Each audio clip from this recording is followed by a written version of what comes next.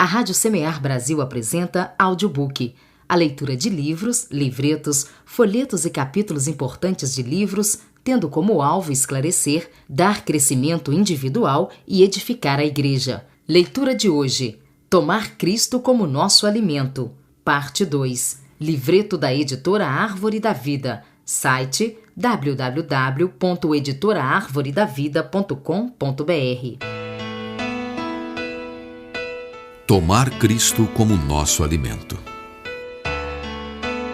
No final de Apocalipse lemos: Bem-aventurados aqueles que lavam as suas vestiduras no sangue do Cordeiro, para que lhes assista o direito à árvore da vida. Essa bênção é para os que vão até a árvore da vida. Assim, o propósito final e máximo do homem é comer da árvore da vida, isto é, comer o Senhor. O homem o comerá por toda a eternidade. Certamente, após ser alimentada, uma pessoa trabalhará. Crianças bem alimentadas são muito ativas e podem até agir como um exército destruidor, não é verdade? Portanto, primeiro temos de nos alimentar e depois alimentar os outros. Quando estamos alimentados, a igreja é viva. Não se trata de fazer coisas exteriormente, mas de ser vivos interiormente. Quando estamos plenos por comer Cristo, ficamos cheios de energia. Hoje, não precisamos de mero encorajamento exterior, mas precisamos apenas da provisão interior. Precisamos comer de Cristo. Ele é a nossa verdadeira comida, a nossa verdadeira bebida. Em Apocalipse capítulos 2 e 3, comer é dado como promessa no sentido positivo, ao passo que o ensinamento é mencionado várias vezes no sentido negativo. Comer contrapõe-se a ensinar. O Senhor odeia ensinamentos. É verdade. Toda vez que você começa a exercitar a sua mente e começa a entrar em conhecimentos, Deus sai de cena. Deus quer ser a sua verdadeira comida. Talvez você diga que o Senhor não odeia os ensinamentos corretos. Entretanto, como você sabe qual é o ensinamento que é correto, não é? Todo ensinamento parece correto. Dinheiro falsificado parece o mesmo que o dinheiro de verdade, senão ninguém seria tapeado, não é? Todos os que ensinam doutrinas erradas fazem isso para parecerem doutrinas o quê? Certas, verdadeiras. Se você, portanto, não quer ser vítima de dinheiro falso, o melhor é não aceitar dinheiro, e sim ouro. Não ouça doutrinas, importe-se com Cristo. As doutrinas podem até ajudar-nos a compreender e a entender, mas não podem nos suprir. Até mesmo as doutrinas bíblicas, sem o Espírito Santo nelas e sem Cristo como realidade, são ensinamentos vãos. Por exemplo, com respeito à doutrina de um marido amar a mulher, você pode ter o conhecimento doutrinário, mas não a capacidade de amar a sua esposa, porque Deus quer que você ame a sua esposa como Cristo amou a igreja, e isso é só no Espírito. Entretanto, se desfrutar o Cristo vivo, ao tomar a palavra com oração, ler a palavra, orando a palavra de Deus, transformando a palavra em sua oração, poderá amar a esposa sem empregar a vontade própria. As palavras das Escrituras Sagradas são espírito e são vida. Por isso, quando as lemos, devemos invocar o Senhor e tocar o Espírito de Deus para receber suprimento. Na igreja, devemos ter a prática de invocar o Senhor. Quando invocamos o nome do Senhor, o nosso espírito se abre. E quando inalamos o Espírito como ar, somos refrescados e iluminados interiormente. Na Nova Jerusalém há somente uma árvore da vida, que dá frutos para o nosso alimento. Todos ali simplesmente comerão dela todos os dias. A igreja em Éfeso degradou-se porque deixou de comer e devoltou-se às obras, ao conhecimento. O Senhor lhe disse que se arrependesse. Os líderes nas igrejas não devem ter consideração demais pela obra. devem ser os primeiros a comer. Que todos guardemos a festa, que nos reunamos para cear. O que é, então, a restauração do Senhor? A restauração do Senhor é comer. Comer. Comer Cristo. Qual é o caminho do Senhor? O caminho do Senhor é comer. O que é ser um vencedor? Ser um vencedor é comer, comer de Cristo. O que é ser espiritual? É comer. Comer, comer e comer. Esse é o alvo de Deus. Essa é a restauração que o Senhor tem para nós nesses dias de tamanha degradação. O órgão correto para comer. Zacarias capítulo 12, versículo 1 mostra-nos que aos olhos de Deus há 3 itens grandiosos no universo: os céus, a terra e o homem. No universo, Deus presta atenção aos céus, à terra e ao espírito do homem. Portanto, não se despreze. Você tem um espírito em você e o seu espírito está no mesmo nível que os céus e que a terra. Deus precisa dos céus e da terra e, mais ainda, precisa do seu espírito. Se virmos a importância do nosso espírito, ficaremos muito empolgados. Por que Deus considera o espírito do homem tão importante quanto os céus e a terra?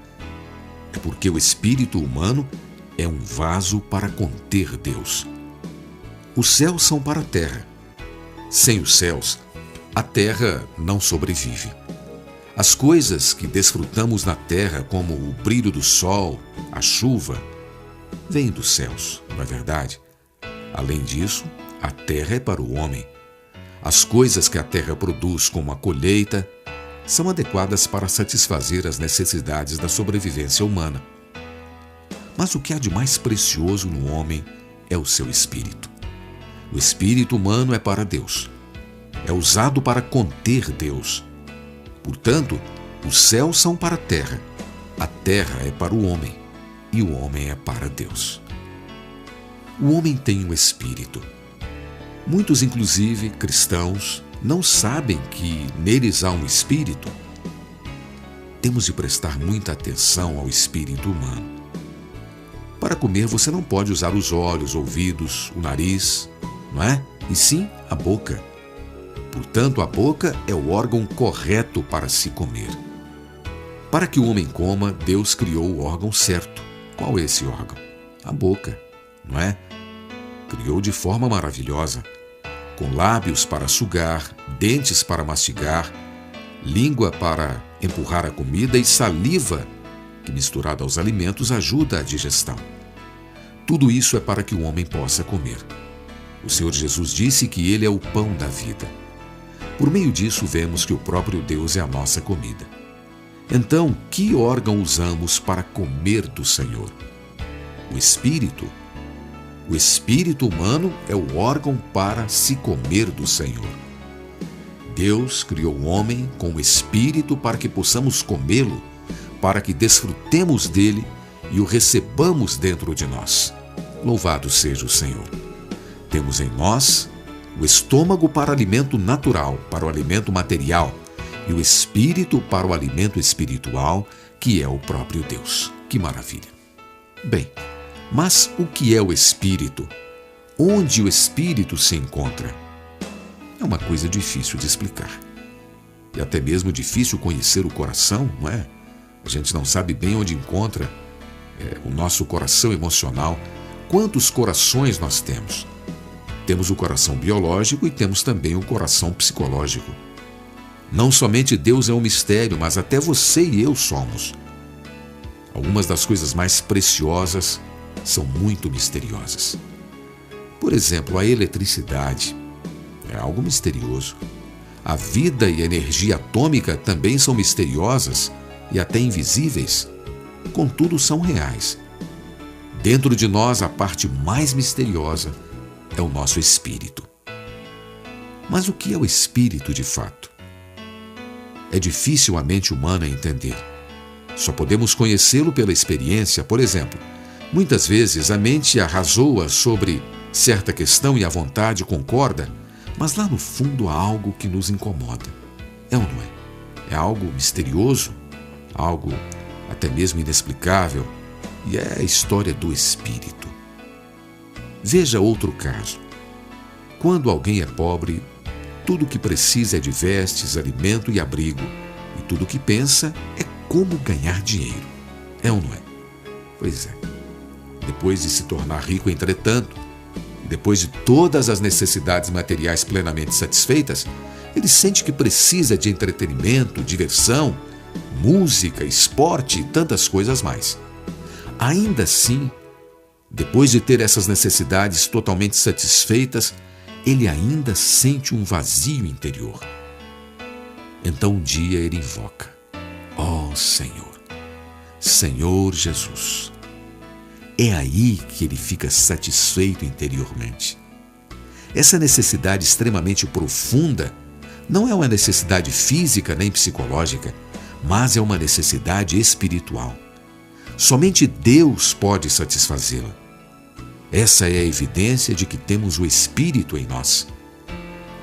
Falemos agora um pouco sobre a oração. Há pelo menos 2 tipos de oração.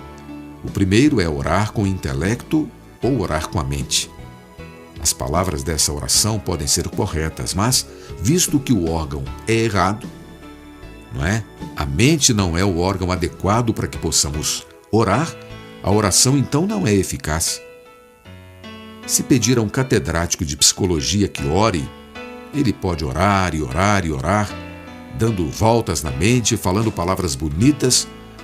Por fim, pode até afastar-se de Deus por meio dessa oração, sabia? Isso é porque a mente humana não consegue contatar Deus. Assim como um pedaço de madeira não consegue transmitir eletricidade. Se uma pessoa estiver disposta a invocar: ó Senhor, Senhor Jesus, então o Espírito de Deus virá e ela tocará a Deus. Portanto, o segundo tipo de oração é orar com o Espírito. Todos temos de exercitar o Espírito para fortalecê-lo.